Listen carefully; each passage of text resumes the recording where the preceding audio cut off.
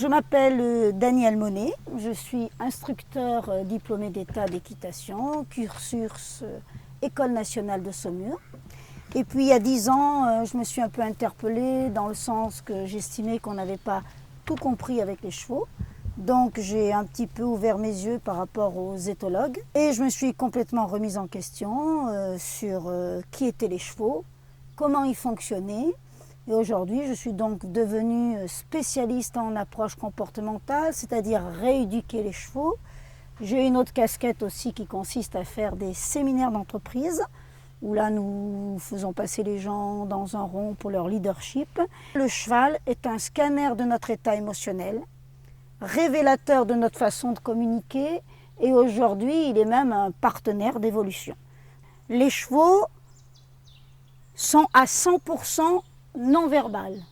Seul point commun que nous ayons avec nous les humains. Nous sommes à 70%. Okay, ils n'ont pas la notion de colère. Ça n'existe pas. La colère, je vous l'exprimais tout à l'heure, ce sont des tensions. Ça, c'est les éthologues qui nous ont enseigné ça. Ils n'ont pas la notion de frustration.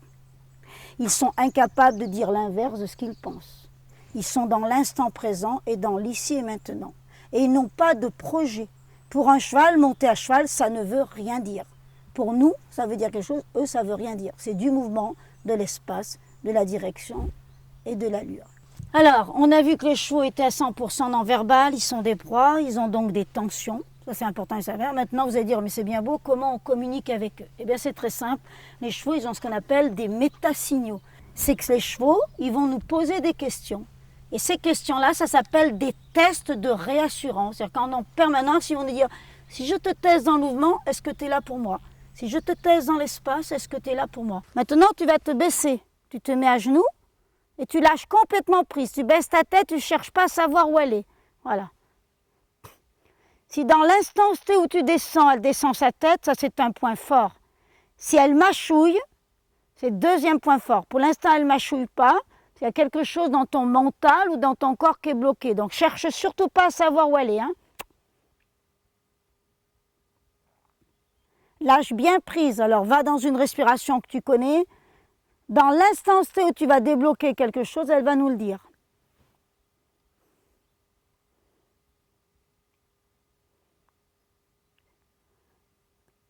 Déjà, ce qui est intéressant, c'est qu'elle est là et qu'elle est à sa place. Pour te dire que quand on est clair avec les chevaux, ça va très vite.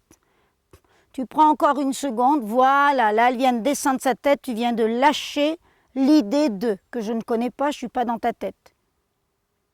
Mais elle a besoin, pour mâchouiller, elle aurait besoin que tu lâches encore un peu plus. Alors ça s'appelle soit la surveillance de toi, soit voilà, lâche un peu plus. En tout cas, tout va bien. Super.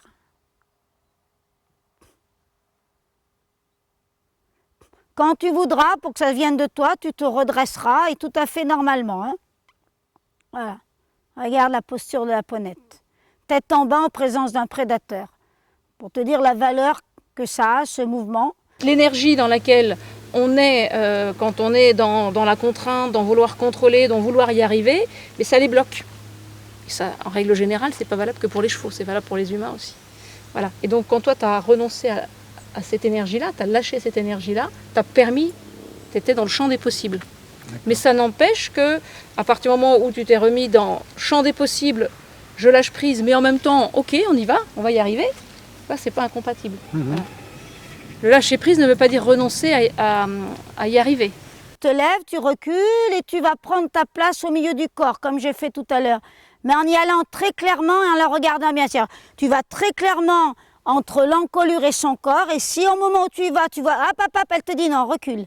Voilà, regarde bien, il faut que tout ce parcours-là, elle te dise oui. Donc tu y vas clairement, tu y vas en respirant et tu ne vas pas en ayant envie de réussir. Voilà, et tu poses ta main là, au milieu, vas-y, va au milieu. Pose tes deux mains et pose ta tête, au milieu du corps, sur la bulle du milieu. Vas-y, pose ta tête. Pose ta tête et ferme tes yeux. Voilà, connecte-toi à elle. Ça n'existe pas qu'un cheval autorise à ce qu'on rentre dans son espace. Tu ne l'as pas appelé par son prénom, tu ne lui as pas donné à manger, tu lui as parlé que de mouvement. Rapproche-toi un peu plus d'elle si tu peux et tourne ta tête en direction de la croupe. Abandonne-toi vraiment. Va dans sa respiration. Ça serait chouette.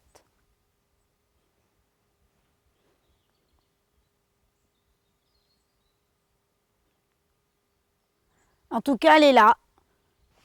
Plein de fois, quand on fait cet exercice, le cheval s'en va. Pareil, tu prends un peu ton temps, puis ensuite tu viens nous voir.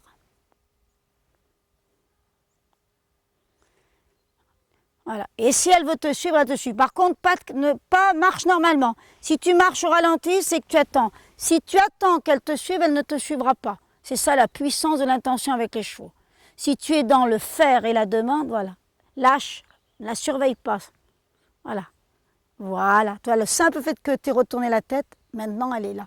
Les chevaux, si on est dans l'attente et si on est dans l'exigence, ils ne viendront jamais. Il ne faut pas oublier que cette expérience-là, pour eux, c'est confier leur vie. Hein.